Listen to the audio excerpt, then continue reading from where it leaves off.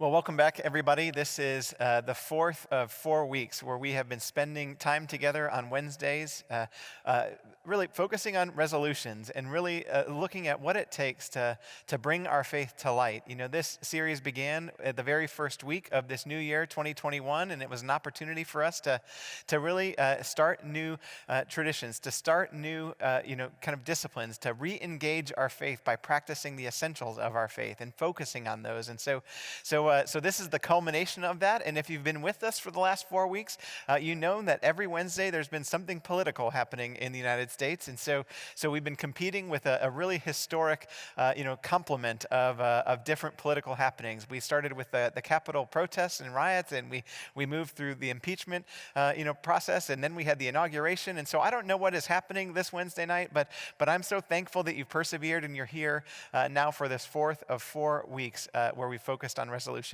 My name's Scott Chrostek, and I'm the pastor of our downtown location, as well as the executive director of all of our regional campuses. And so it's great to be with you. And as we prepare to really focus in on today's topic, I'm going to invite us to pause, regardless of what you've been facing this day, to have a moment where we can just exhale and breathe in the breath of God by pausing for a moment of prayer. Would you pray with me? Gracious God, we pause and we thank you for drawing us together this day to focus once more upon your love for us, the calling that you've placed upon our life, the pathway that you've set before us, that we might simply follow you, that we might have the courage to do the things that you do, to be mindful of the ways in which you call us to love one another the way that you first love us, in the hopes that our lives might be made full, but also that this world might be transformed to reflect your kingdom. So regardless of what has happened in our day, help us to be present here and now as we focus on, once again, by your grace, bringing our faith to light by focusing with resolve on the essential practices before us. Do all that we ask in Jesus' name. Amen. I'm in the habit every year of rereading a book of mine that I was introduced to in seminary. It's a book called The Preaching Life. It's by Barbara Brown Taylor. And this past December, I was reading it again, as I am accustomed to doing toward the end of the year. And I was struck by something that she wrote in her book as she describes this pivotal turning point in our life.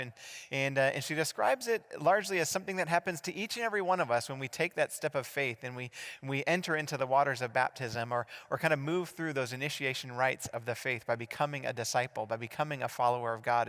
And in this book, she describes that moment, and however it comes by, this is what she says. She says, however that moment comes about, by sprinkling or by immersion, by proxy or by confession, baptism, that is the moment that we join ranks with God.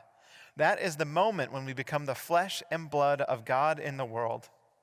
I love it how she writes that so simply. She talks about this very moment that we enter into the waters of baptism, the very moment that we enter into the life of the church, the moment that we become members of the church. We take that step of faith, and that's something that's going on actually this weekend at Coffee of the Pastors. And so if you're interested in experiencing that moment at Resurrection, I want you to register for that. But she talks about this moment in our life when we enter into this time of membership or belonging or baptism, that we actually become the flesh and blood of God, which means our lives from that moment forward are markedly different. They're not the same as they once were. At least they shouldn't be. And so as we're reevaluating our faith in this series, bringing our faith to life, I want to ask you, do you look different? Do you look like you've been somebody transformed? Are you reflecting the flesh and blood of God for the world around us? You should be. At least according to the promises of baptism. The Apostle Paul, he writes this to the earliest church in Rome. He says, I appeal to you, therefore, brothers and sisters, by the mercies of God, present your bodies as a living sacrifice, holy and acceptable to God, which is your spiritual worship. Do not be conformed to this world, but be transformed by the renewing of your minds. Don't be conformed to this world, but be transformed by the renewing of your minds. Paul, he's reminding us of this very same thing that Barbara Brown Taylor is writing about. He's saying that we ought to be living our lives differently. This is our daily worship, by sacrificing who we are to become something altogether different, to be transformed by the renewing of our minds, by a shift in our understanding. Our worship, our faith, it's attached to our bodies, our daily living. We are not to be conformed, blending in with the world around us, but we're called to be altogether different, transformed, as he says. In other words, we need to become light in darkness.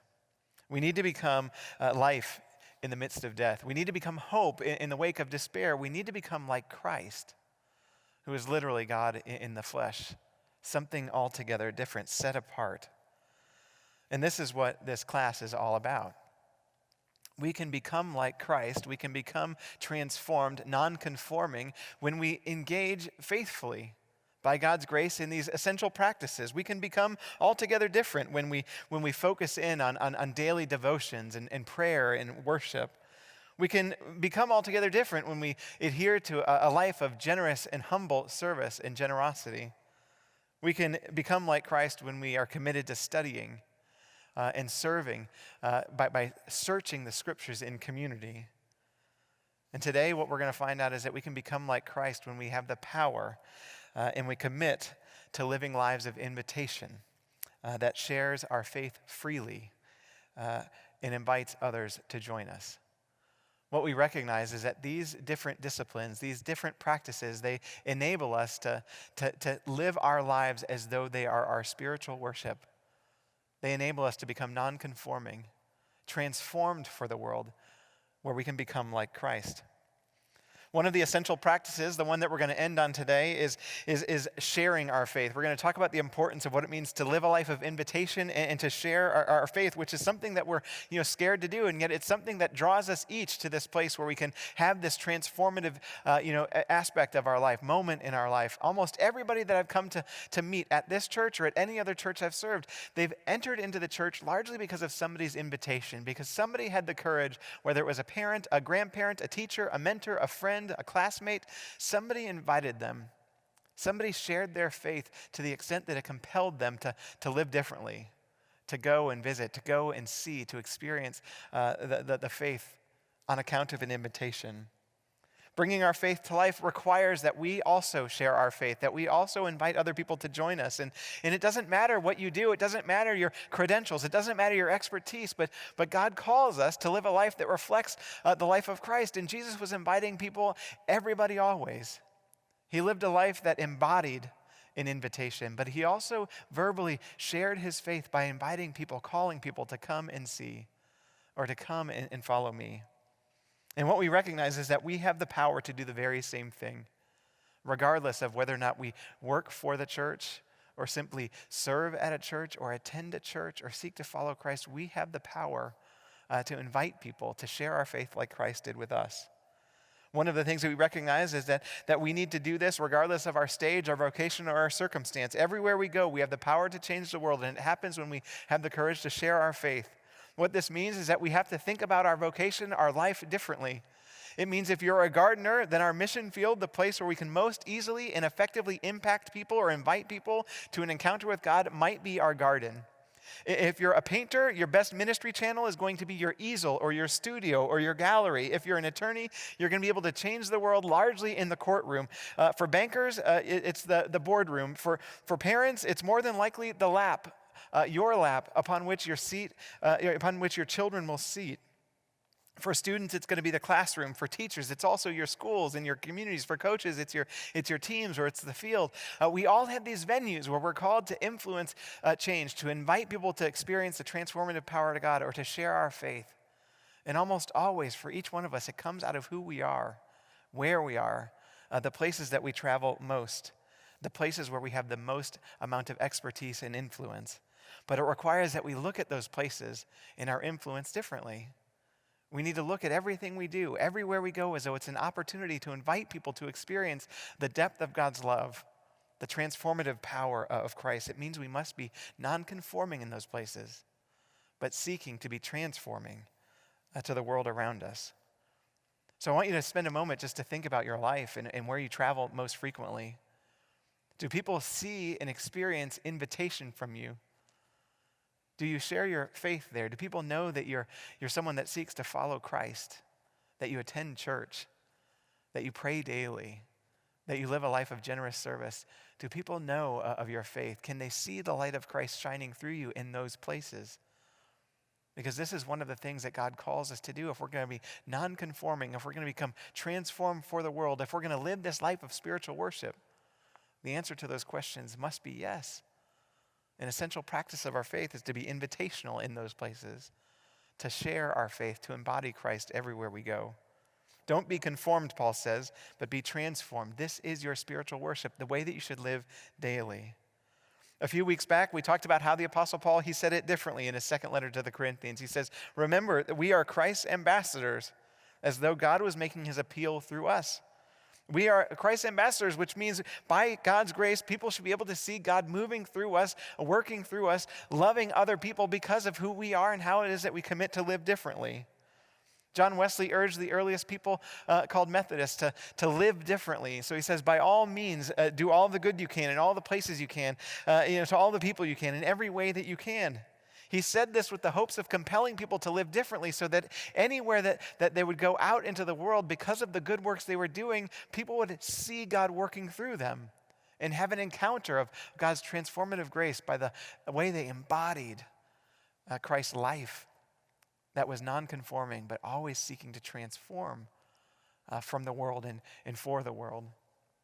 Christ, he urges us in a similar way, maybe that inspired John Wesley to say what he said by saying in the Sermon on the Mount, go and let your light so shine before others, that others might come to see God working through you, that others might come to see your good works and give glory to God because of what they see.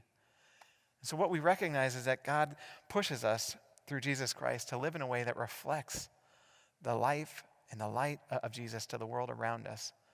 Don't be conformed, be transformed. Embody Christ by living a life that seeks to share with everybody an embodied invitation to the transformative grace of Jesus Christ. So what does this look like? What does it look like to share our faith by how it is that we live?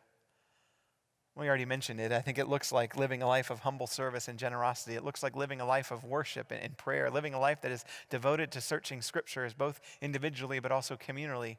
It also looks like living a life that is outward focused, looking at everybody around you as an opportunity to demonstrate your faith, to share your faith.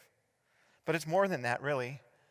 It looks like holding on to this unwavering bias to the good news. Mark Teasdale, he writes this. He says, the best disciples live lives that present a clear bias for the good news in every situation. He says their lives declare in every situation that there is, in fact, good news, no exceptions, regardless of the situation. And I just love that. What he's saying is that the best disciples, they present this clear bias for the good news, always, which means they always declare in every situation that there is, in fact, hope, that we have a hope of a future filled with something greater than we can imagine. They are always seeking to proclaim the good news, regardless of how dire things may seem, how polarizing things may seem, regardless of the situation we're facing. They are always proclaiming with unwavering bias that we have hope, that there is good news in Jesus Christ. These are the kind of people in our life that choose hope in every situation and regardless of the circumstance. And I know that you know some of these people because they're painfully optimistic. They are painfully rooted in this conviction of hope that doesn't give into the conviction of that day, the trending topics that are before us in the moment. They are always boasting in hope without fail, no matter the situation, that God is still with us, even in the worst things imaginable. That death doesn't have the final word, that we always have hope. The Apostle Paul, he talks about this also as he's pushing us to live these transformed lives. And this is what he says. He says, we boast in our hope of sharing the glory of God. And not only that, but we also boast in our sufferings, knowing that suffering, it produces endurance, and endurance produces character, and character produces hope. And hope does not disappoint us because God's love has been poured into our hearts through the Holy Spirit that has been given to us. What Paul is urging us to recognize is that we're called to rejoice always. We're called to proclaim the good news in every situation. We're called to be people of hope because in everything we face, there is good news in Jesus Christ. That the worst thing isn't the last thing. That love conquers all. And because of that, we have hope, everlasting. This is challenging to embody. But part of what it means to share our faith and to live a life of invitation is to adhere to this gospel in every circumstance, in every situation, to be people of hope. And I don't know about you, but it seems like, we've just come through a season, maybe we're still in it, where this is hard to proclaim the good news. There are plenty of reasons, I think, nowadays where it's easy to lose sight of the hope that we have, because there's so much disagreement in the world, or there's so much polarizing discourse on every side of it seems like every issue. It's difficult to be unwavering in our ability to boast in the good news of Jesus Christ when it seems like our comment sections of most of our social media posts are rooted in kind of critique and in divisive language and oppositional divide and rhetoric. It's hard to have hope when we're facing our 12th month of this pandemic, when we're looking at continual financial indicators that are pushing some people further down, where the separation and the divide between opportunity and what's possible is becoming far-reaching to ever think that we might bridge it.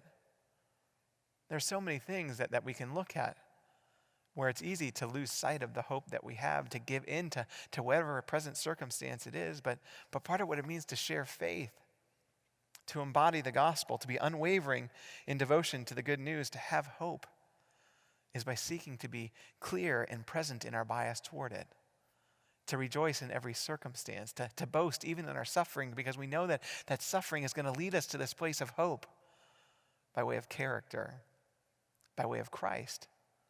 The worst thing isn't the last thing. Even in death, Jesus in his resurrection life emerges so that we might have hope in this love that conquers all.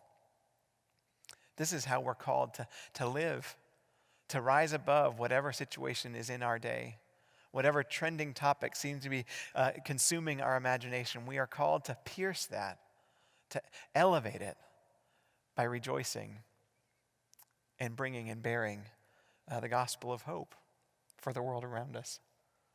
How do you do in that circumstance? How do you do in terms of your news bias?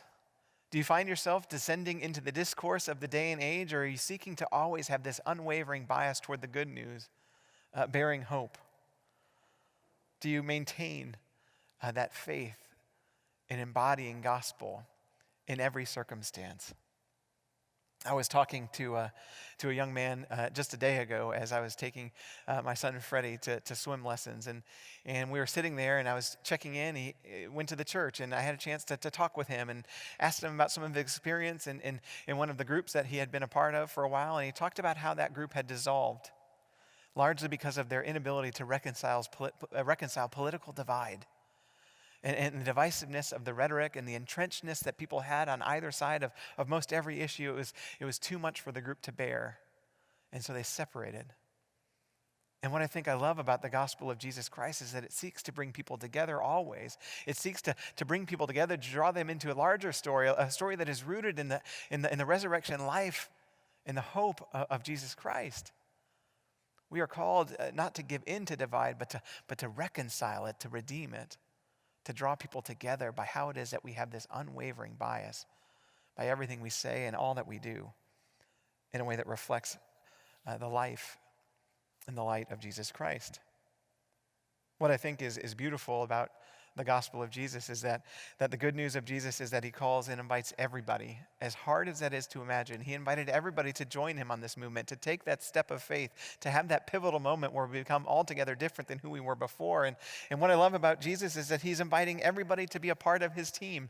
As he's calling the disciples, he's not limiting it to one particular worldview or one particular political party. He's inviting everybody. He invited the zealots and the Judaizers, the Pharisees, the tax collectors, the sinners, the fishermen. He invited the prostitutes and the ne'er-do-wells. He was inviting everybody as often as he could to come and to follow him. And any time they began arguing about who was right or who was better or which one of them was greater, he continued to humble them, to bring them back down to the depth of his love by pointing to who it is that he was and how it is that he was calling to lead people forward. He began to draw them back together, reminding them of just how deep he will go for us, the depth of his love. This should be our aim as well. We should seek to bring people together through the depth of our love by the way it is that we seek to live in a way that reflects God's love to the world around us. We have a million choices of who we would follow. And it seems like we've been given options, but what Jesus reminds us is that you don't have to choose one side or the other. You can choose simply to follow me. You can choose simply to do what I do, to love like I love, and to live in a way that I live, that invited everybody always, that included everybody to come and experience the depth of my love. When we have the courage to be like Jesus and to live like Jesus, to invite everybody together like Jesus, what we'll recognize is that we become altogether different than the world around us. That gives us seemingly finite choices of which side you're on or which side you aren't. We must not be conformed to this world, but we must be transformed. Our lives need to be markedly different. You know, Jesus, he was interested in meeting people everywhere he went. In fact, he lived to meet other people. He invited other people to join him. He would say, follow me, or he would say, walk with me, or he would say, join me. And people did. And notice that he never said, believe in me, or agree with me, or understand me, or defend me. He just simply said, come and follow me. Or sometimes he would say, come and see. And people would, because it was such a simple invitation. There was no commitment. It was just a commitment to come and see, to come and explore, to come and follow.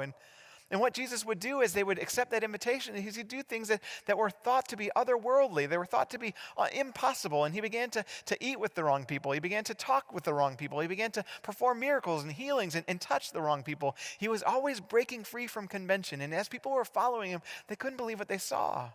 It was compelling. The depth of his love, the breadth of his love, the people that he considered to be his friends, it was so diverse, it was so eclectic, it was so unimaginable that they wanted to invite other people to see what they saw. And so the disciples, they began to invite friends to join them. Not by saying you need to understand who this man is, not by saying you need to defend who this man is, not by saying you need to believe in everything that he's saying immediately before you even think to follow him. They just said, come and see what we're seeing because we've never seen anything like this before. This guy seems to love everybody, always. And so when the disciples invited their friends from all of their different backgrounds and worldviews, they would come and see the same thing. And suddenly Jesus became this famous man who was starting this movement of extravagant grace that was embodying this love that had never been witnessed before. And all of a sudden, Jesus became a trending topic. He became this thing that was inspiring people, that was moving people, that was starting all these different hashtags and these different kinds of things. And that meant that people started to criticize him and fill the comment section and begin to divide lines, whether you're for him or against him, agree with him or disagree with him. You're either with us or you're against us. You're either going to, burn in hell or you're going to become, like him. And there was no, decision or agreement as to what was best. And what I love is that as Jesus was facing increasing fame and mounting opposition, he remained unwavering in his ability to proclaim the good news, to reveal the depth of his love, to show just how far he's going to go, that all of us, everybody might experience his gospel of hope, his resurrection life, a love that won't let us go, that we've done nothing to deserve or earn, but he just gives freely. Jesus would field these horrific questions and accusations, and rather than responding to them, he would go deeper on account of them by provoking responses with further questions. You see, Jesus wasn't about, asserting his power or proving that he was right or engaging in the debate of the day before him. He wanted to draw people into a deeper understanding by provoking them with questions. And if it wasn't questions, it was parables, by inviting them to wrestle with their faith, to wrestle with their reality, to recognize and to push to see and experience this otherworldly love of God that was in the flesh. You see, Jesus, he didn't enter into the discourse of the day and age, that the trending topics that was dividing a nation or a people. He moved above it by revealing the depth of his love with an unwavering devotion that emptied himself ultimately to the point of death, so that everybody might experience this love that wouldn't let us go, until everybody might experience the hope of Jesus Christ. What we must dare to do is the very same thing, to seek in every circumstance to demonstrate the fullness of God's love for us, for the world around us, which means we ought to not pay attention to to asserting our rightness or our power, but instead by drawing everybody through everything that we say and do to the almighty power of God through the grace of Jesus Christ. You see, we are a community of people who compel others by our actions, who invite others by our words to come and see, to come and experience a love that is dumbfounding, that is contagious, that makes us inexplicably better, that most anybody has never seen before except in the gospel of Jesus Christ. And Jesus, when he tells us to go and do likewise, to do this always, meaning to love others the way that Jesus loves us, what we recognize is that we have the power to change the world. We have the power to invite people into a life that really is life. We need to share our faith. And as people who seek to follow Christ, the first way we share our faith is by how it is that we live. Our lives might be the only scripture, the only invitation into the grace of Jesus Christ that anybody would ever receive. Does your life reflect the life of Jesus Christ and his unwavering love for us? Are your words communicating a message that brings people together by the depth of God's love for us? Or do your words continue to sharpen the divide?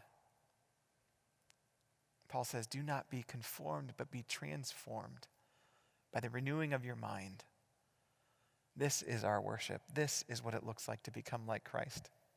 We need to share our faith by how it is that we live, by how it is that we embody the gospel in every platform and in every facet of our life. But we also need to invite people with specific words to join us, just like the disciples, to come and see, just like Jesus, to come and follow me, to go and do likewise. We need to be able to invite people with our words.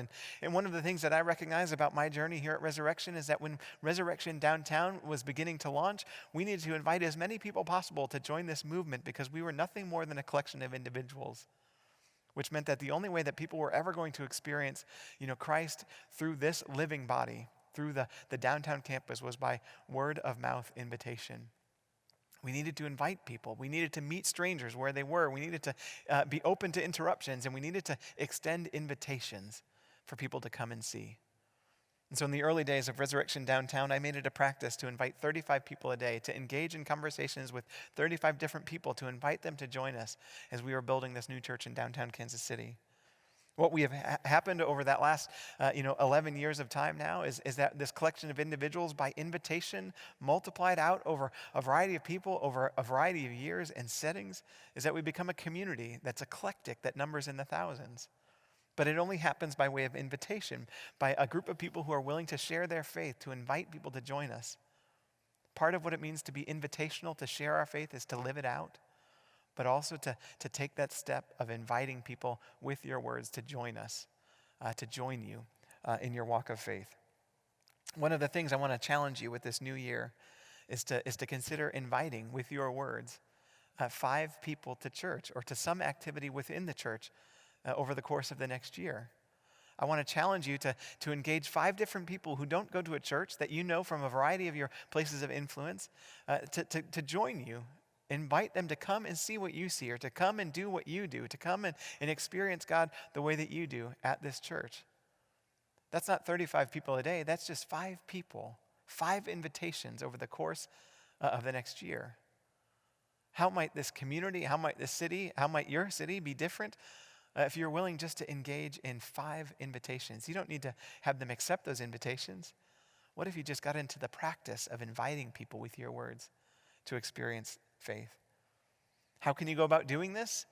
There's a variety of strategies, but one of the things I wanted to do this week was interview Chris Volmsby, who's our Senior Director of Discipleship here at Church of the Resurrection, and I asked him to share just a little bit of his experience of invitation and of sharing his faith, and I thought it would be important for you to hear some of his strategies and tactics for how he does that. So let's take a listen to Chris.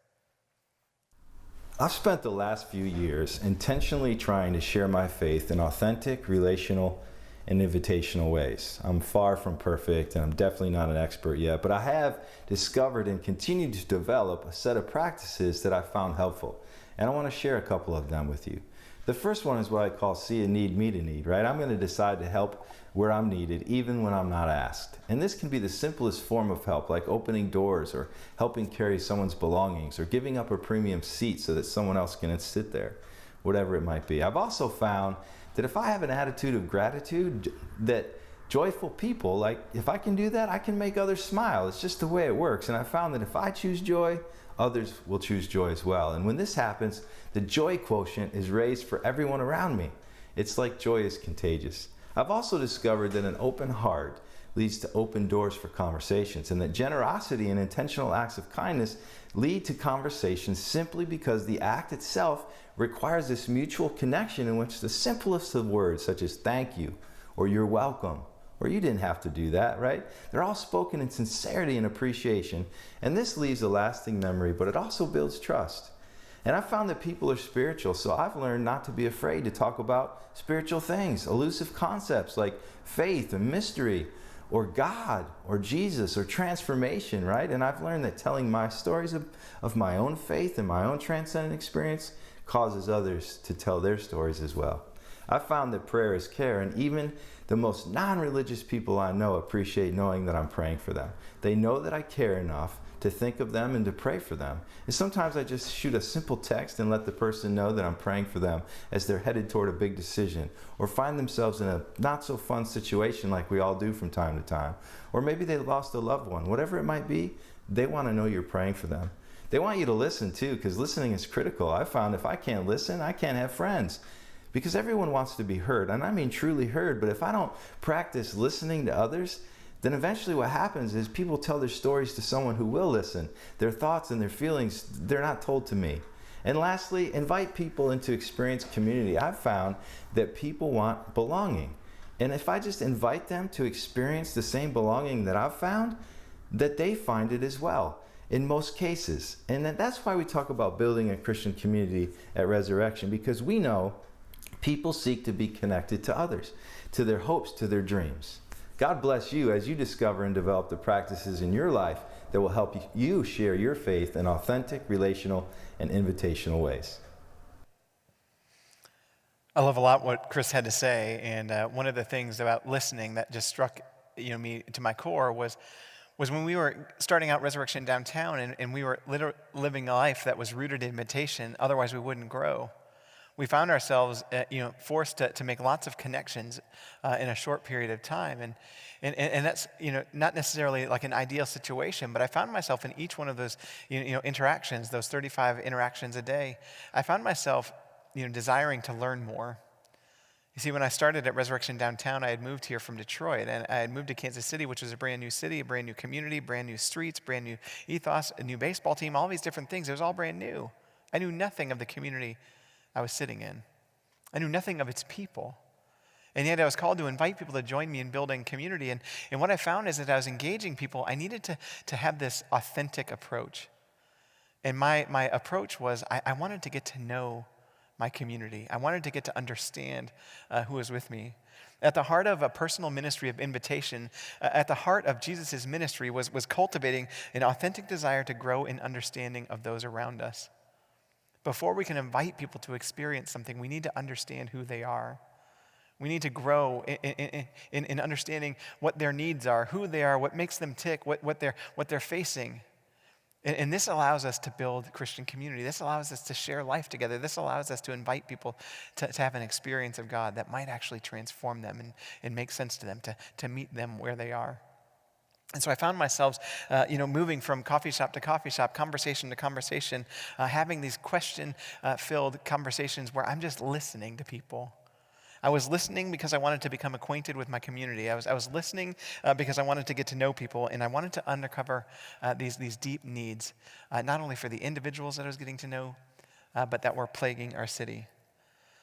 St. Francis, he said, it was better to seek understanding than to be understood, which meant being invitational requires that we listen first and then think to invite second. But that invitation comes out of a sense and perceived felt need that comes from listening. This is how Jesus lived. He longed to know our infirmities before he would heal us. He longed to ask us questions. What's wrong? Tell me what's going on, before he would reach out his hand and set us free or heal us, for cast out demons. This is what it looks like for us too as we seek to embody Christ. It's called to engage people where they are, to listen, to grow in understanding, and then to invite them to experience the depth of God's love for us. Taking the time to get to know people in this way, though, it takes intentionality. It requires being open to interruption and creating margin in your day. For me, it looks like booking 15 minutes before and after every meeting that I have out in the community so that I can have that space just to be open to invitation or interruption or to be aware of something that is happening around me. Because if we don't have margin, what we don't have is the ability or the luxury to listen or to grow in understanding. And so that requires intentionality and margin. It also requires that we keep our eyes open and we keep our head up instead of in our own business or in our own world, in our own problems. We're called always to be surveying, to have this kind of prayer-filled radar, to be aware of our surroundings, to be open to interruption. This is how Jesus was as he's moving from point A to point B. All of the time, he'd be open to somebody reaching out, somebody connecting with him.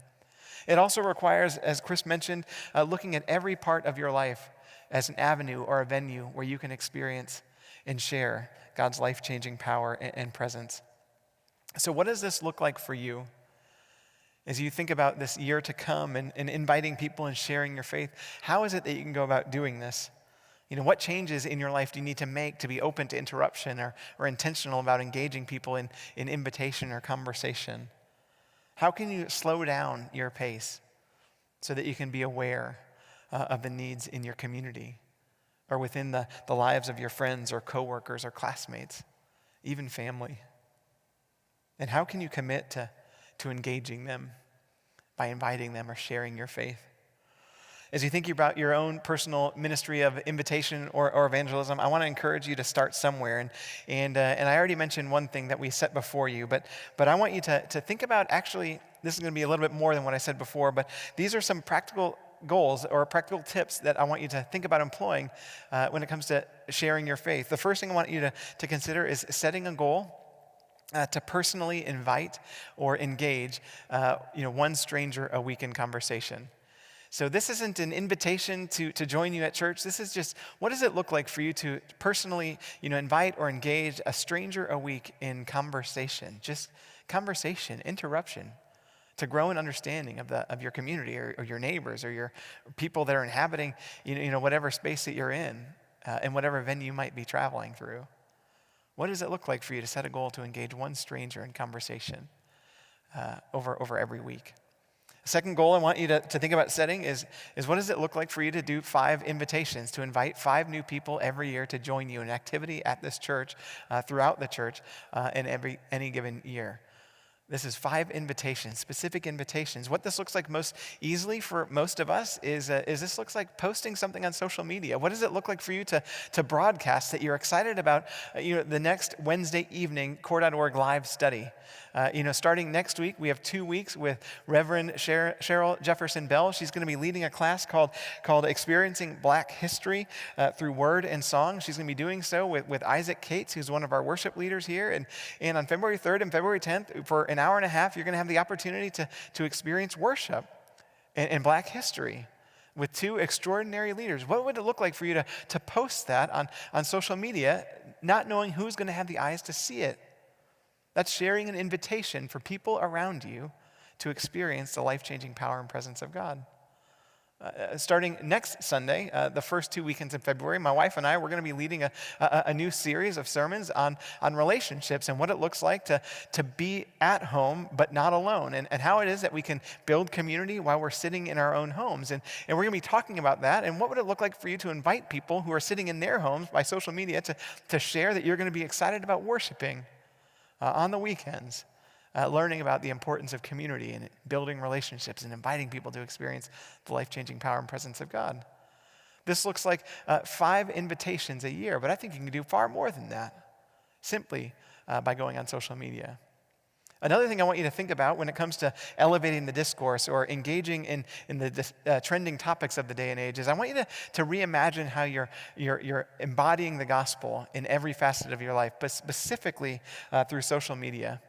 And one of the things I found to be really helpful when it comes to engaging people, inviting people, sharing your faith on social media is asking a simple question before every social media post that you engage in or share. And the question I want to challenge you to ask before you post anything on social media is this: how does this post, how does this comment, or this photo bring people together by the grace of Jesus Christ? How are my comments, my posts, my contributions, my pictures, how are they bringing people together by the grace of Jesus Christ? And I think what you're going to find is that when you approach everything you do as to how it is achieving this purpose of bringing people together, of reconciling people together, one with each other, one with God, one in ministry to the whole world, I think it's going to change your interactions. And it's going to allow you to better adhere to an unwavering devotion and bias toward the good news of Jesus Christ. The last thing I want to encourage you to consider doing is setting a goal for is find ways to love your neighbors. One of the things that Jesus says is that we're called to love our neighbors as ourselves. This is how it is that we seek to live out our faith. One of the best ways of sharing your faith is by becoming the best neighbor on the block. And what would it look like for you to set a goal to become the best neighbor on the block? I find that there's 3 strategies that I seek to employ. I am not the best neighbor on my block, but I try to engage in a strategy so that one day maybe I'd become the best neighbor on my block. And the first thing I try to do is I try to introduce myself every time I bump into anybody in my neighborhood. One of the barriers for building community, even in our own neighborhoods, is this feeling like we should know everybody, but almost every person that I meet in my neighborhood has this memory problem. We forget the names of the people that live closest to us. And so one of the ways that you can become the best neighbor is by cutting through that awkward tension. Introduce yourself every time you bump into anybody in your neighborhood, regardless of how well you know them. And when you do that, I want you to be kind, and I also want you to say hi. One of the things that we do is we stop being kind, or we stop saying hello to our neighbors because we don't know their names. And so if you simply introduce yourself, you say hello, and you are doing so in a kind of way, you're going to find that neighborhoods become friendly communities. Another thing I want you to do is I want you to initiate conversation or connections at least 4 times a year. And I get strategic about doing that in my neighborhood. I pick 4 times a year where I can really engage my neighbors in a very specific kind of way. I treat Halloween as a chance to engage my neighbors. I treat Christmas as a chance to engage my neighbors. Easter as a chance to engage my neighbors. And July 4th as a chance to engage my neighbors. Those are 4 holidays where it's very appropriate to engage your neighbors with a gift or an invitation or some sort of greeting that is festive and that is culturally appropriate. What would it look like for you if you thought of your neighbors or sought to love your neighbors in a very specific, simple way 4 times a year? This is a way to begin to share your faith or to embody the gospel. The last thing I'd invite you to consider is, what do you want from your neighbors? When you're thinking about how it is that I can become an embody invitation or share the gospel, I want you to ask yourself that question in your neighborhood. What do I expect of my neighbors? What would bless me if my neighbors did this for me? And oftentimes the answer that we have is exactly what you ought to do for your neighbors if you want to bless them. And so how can you bless your neighbors? Start by asking yourself, what would be a blessing to me? And with that, I'm going to urge you to go out and be people that are called to embody the gospel with a clear and unwavering bias for the good news of Jesus Christ. I'm calling you to think about inviting people to join you in your life of faith, recognizing that your invitation, your life, your words, your bodies might be the only way that people would ever experience the life-changing power and presence of God. But that requires that we look different, that we're non-conforming, that we're transformed for the world, that we actually become like Christ. And that's my hope this day, but also every day for years to come. Would you pray with me? Gracious God, we thank you for the gift of today and for drawing us into this space, for giving us the resolve to endure this class, to focus on the walk, the journey, the practices that you'd have us employ so that we might become like you, so that we'd have the power to share your deep love for us with the world around us. So inspire us to be people of worship and prayer, to be people that search the scriptures always, to be people that live generously, lives of humble service, and people who, through all of those things, plus our bold and courageous invitation might invite people into a life-changing relationship with you. Do all of that, we ask, through us and with us. In Jesus' name, amen.